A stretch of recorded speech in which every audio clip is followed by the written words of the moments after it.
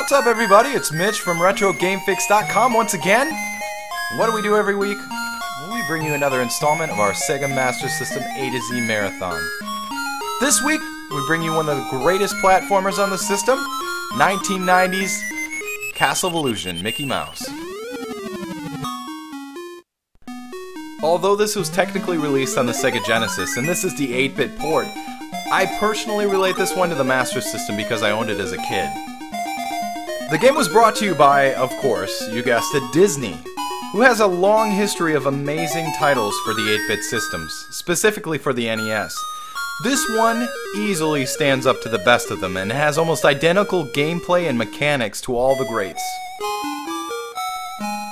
Each level has a unique layout, some traveling upwards, some scrolling, and some that move as you move. Each level has a boss character that guards one of 7 gems you need to save Minnie Mouse from the witch Mizrabel. You can tell right off the bat that this one has very nice graphics and handles extremely well on the Master System control pad. You'll battle your way through the first 6 separate and unique levels, starting initially with the first 3, then 2, then the final stage. And of the different level groupings, you can choose which order to play them in. As I mentioned earlier, each level is an end boss, who can generally be beaten with good timing. Like nearly all Disney games, each level has its own stage-appropriate boss. Each different stage is sizable, and each level, you have at least 2 different routes that will get you to the end boss. You never know what you might miss if you don't explore every ladder or every direction.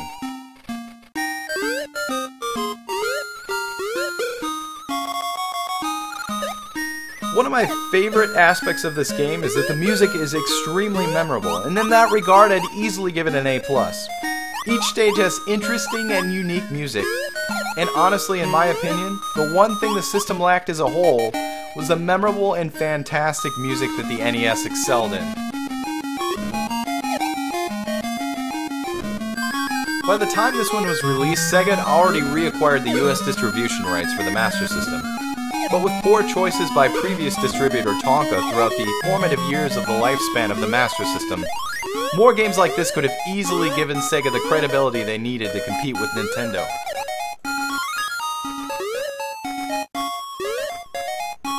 Overall, this game was one of the staples of my childhood, and once you pick it up, it's extremely difficult to put down. The graphics, controls, and sound excel in a game that's packed with variety, and it easily stands up to any 8-bit game on either system. This is the first game on the system that we've come across up to this point that I'm going to give a solid 5 out of 5 to. It was great then, and it's still great now.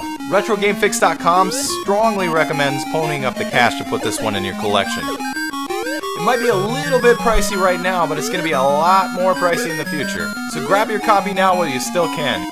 And with that, this is Mitch from RetroGameFix.com. We will see you next time.